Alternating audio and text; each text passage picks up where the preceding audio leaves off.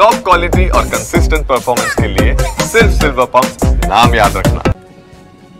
ಇದ್ರ ಜೊತೆಗೆ ಭಾರತದ ಬೇಡಿಕೆ ಏನೇನು, ಭಾರತ ಈಗಾಗಲೇ ಬೇಡಿಕೆಯನ್ನು ಕೂಡ ಮುಂದಿಟ್ಟಿದೆ. ನಾನು ಆಗಲೇ ಹೇಳ್ತಾ ಇದ್ದೆ, ಇವತ್ತಿನ ಸಭೆಯಲ್ಲಿ ಅತ್ಯಂತ ಮಹತ್ವದ್ದು ಅಂದರೆ ಉಗ್ರ ಪೋಷಕ ಪಾಕಿಸ್ತಾನಕ್ಕೆ ಖಡಕ್ ಎಚ್ಚರಿಕೆ ಕೊಡೋದು ಫಿಕ್ಸ್ ಆಗಿದೆ. ಗಡಿ ತಂಟೆ ಮಾಡಿದರೆ ನಾವು ಖಂಡಿತವಾಗ್ಲೂ ಅವರನ್ನು ಬಿಡೋದಿಲ್ಲ ಅನ್ನುವಂಥ ಸಂದೇಶವನ್ನು ಈಗಾಗಲೇ ನೀಡ್ತಾ ಇದ್ದೀವಿ. ಪಾಕಿಸ್ತಾನಕ್ಕೆ ಭಾರತ ಏನೇನು ಬೇಡಿಕೆ ಇರ್ಬೋದು ಇದರ ಪಟ್ಟಿ ಕೂಡ ಇನ್ನೇನು ಕೆಲವೇ ಕ್ಷಣದಲ್ಲಿ ಬರುತ್ತೆ.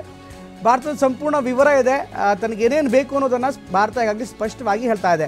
ಭಾರತದ ಸಂಭಾವ್ಯ ಬೇಡಿಕೆಗಳ ಬಗ್ಗೆ ಹೇಳೋದಾದರೆ ಭಾರತದಲ್ಲಿ ಉಗ್ರ ಕೃತ್ಯಗಳನ್ನು ನಿಲ್ಲಿಸಬೇಕು. ಮೊದಲನೇದಾಗಿ ನಿರಂತರವಾಗಿ ಭಾರತದ ಮೇಲೆ ಸಾಲಾಗಿ ಉಗ್ರರ ದಾಳಿ ಆಗ್ತಾ ಇದೆ. ಪಾಕಿಸ್ತಾನ ಅದನ್ನು ಪೋಷಣೆ ಮಾಡ್ತಾ ಇದೆ, ಉಗ್ರರನ್ನು ಪೋಷಣೆ ಮಾಡ್ತಾ ಇದೆ ಪಾಕಿಸ್ತಾನ. ಹೀಗಾಗಿ ಜೈಷ್ ಮತ್ತು ಲಷ್ಕರ್ ಉಗ್ರರನ್ನು ಭಾರತಕ್ಕೆ ಹಸ್ತಾಂತರಿಸಬೇಕು ಅನ್ನುವಂಥ ಒಂದು ಬೇಡಿಕೆ ಇರುವಂಥ ಸಾಧ್ಯತೆ ಇರುತ್ತೆ. ಪಾಕಿಸ್ತಾನದಲ್ಲಿ ಉಗ್ರರ ನೆಲೆಗಳನ್ನು ಧ್ವಂಸ ಮಾಡಬೇಕು ಅನ್ನುವಂಥದ್ದನ್ನು ಕೂಡ ಈಗಾಗಲೇ ಆ ಬೇಡಿಕೆ ಪಟ್ಟಿಯಲ್ಲಿದೆ ಅಂತ ಹೇಳಲಾಗ್ತಾ ಇದೆ. POKಯಲ್ಲೂ ಕೂಡ ಉಗ್ರ ನೆಲೆಗಳನ್ನು ನಿರ್ನಾಮ ಮಾಡಬೇಕು ಅನ್ನುವಂಥ ಒಂದು ಬೇಡಿಕೆಯನ್ನು ಭಾರತ ಈಗಾಗಲೇ ಇಟ್ಟಿದೆ. ಇದರ ಜೊತೆಗೆ ಭಯೋತ್ಪಾದನಾ ಚಟುವಟಿಕೆಗೆ ಹಣವನ್ನು ಕೂಡ ನೀಡಲಾಗ್ತಾ ಇದೆ. ನಿರಂತರವಾಗಿ ಅನುದಾನ ಮತ್ತು ಹಣವನ್ನು ಕೂಡ ಪಾಕಿಸ್ತಾನ ನೀಡ್ತಾ ಇದೆ. ಇದನ್ನು ಕೂಡ ಸ್ಪಷ್ಟ ಮಾತುಗಳಲ್ಲಿ ಭಾರತ ಪಾಕಿಸ್ತಾನದ ಸೇನೆಗೆ ಸೂಚನೆಯನ್ನು ಕೊಡುತ್ತೆ. ಯಾವುದೇ ಕಾರಣಕ್ಕೂ ಕೂಡ ಇಂತಹ ಪದೇ ಉಗ್ರ ಚಟುವಟಿಕೆಗಳನ್ನು ಭಾರತ ಸಹಿಸೋದಿಲ್ಲ ಅನ್ನುವಂಥ ನೇರ ಮಾತುಗಳನ್ನು ಇವತ್ತಿನ ಸಭೆಯಲ್ಲಿ ಹೇಳುವಂಥ ಸಾಧ್ಯತೆ ಇರುತ್ತೆ. ಭಾರತದ ಸಂಭಾವ್ಯ ಬೇಡಿಕೆಗಳನ್ನು ಗಮನಿಸ್ತಾ ಇದ್ದರೆ ಈ ಸಂಭಾವ್ಯ ಬೇಡಿಕೆಗಳಲ್ಲಿ ಪ್ರಮುಖವಾಗಿ ಉಗ್ರರ ನೆಲೆಗಳನ್ನು ಸಂಪೂರ್ಣವಾಗಿ ಧ್ವಂಸ ಮಾಡಬೇಕು. ಪಾಕ್ ಆಕ್ಯುಪೈಡ್ ಕಾಶ್ಮೀರ್ ಅಥವಾ POK ಏನಿದೆ, POK ಭಾಗದಲ್ಲಿ ಹಲವಾರು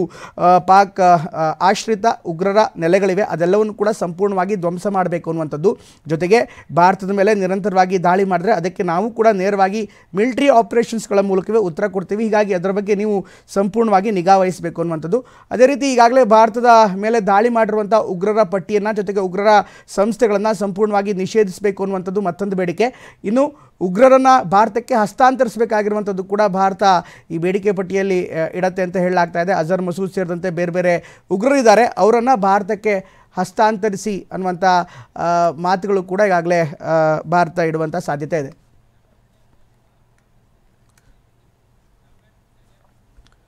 ಇನ್ನು DGMOಗಳ ಸಭೆಗೂ ಮುನ್ನ ಮೋದಿ ಪಾಕಿಸ್ತಾನಕ್ಕೆ ಖಡಕ್ಕನ್ನು ವಾರ್ನಿಂಗ್ ಕೊಟ್ಟಿದ್ದಾರೆ. ಅದು ಏನು ಅಂತೀರಾ, ಅದರ ವಿವರಣೆ ಇಲ್ಲಿದೆ ನೋಡಿ. ಕಾಶ್ಮೀರದ ಬಗ್ಗೆ ನನಗೆ ಸ್ಪಷ್ಟವಾದ ನಿಲುವು ಇದೆ.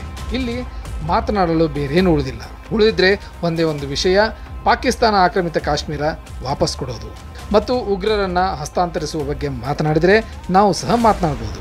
ನನಗೆ ಬೇರೆ ಯಾವುದೇ ವಿಷಯದ ಉದ್ದೇಶವಿಲ್ಲ. ಭಾರತ ಮತ್ತು ಪಾಕ್ ನಡುವೆ ಯಾರೂ ಮಧ್ಯಸ್ಥಿಕೆ ವಹಿಸುವುದು ನನಗೆ ಇಷ್ಟ ಇಲ್ಲ. ಆಪರೇಷನ್ ಸಿಂಧೂರ ಮುಗಿದಿಲ್ಲ. ಪಾಕಿಸ್ತಾನ ಮತ್ತೆ ದಾಳಿ ನಡೆಸಿದರೆ ತಕ್ಕ ಶಾಸ್ತಿ ಆಗಲಿದೆ. ಅಲ್ಲಿಂದ ಗುಂಡು ಹಾರಿಸಿದರೆ ಇಲ್ಲಿಂದಲೂ ಗುಂಡು ಸಿಡಿಯುತ್ತೆ. ನಾವು ಏರ್ ಬೇಸ್ಗಳ ಮೇಲೆಯೇ ದಾಳಿ ಮಾಡಿದ್ದೇವೆ.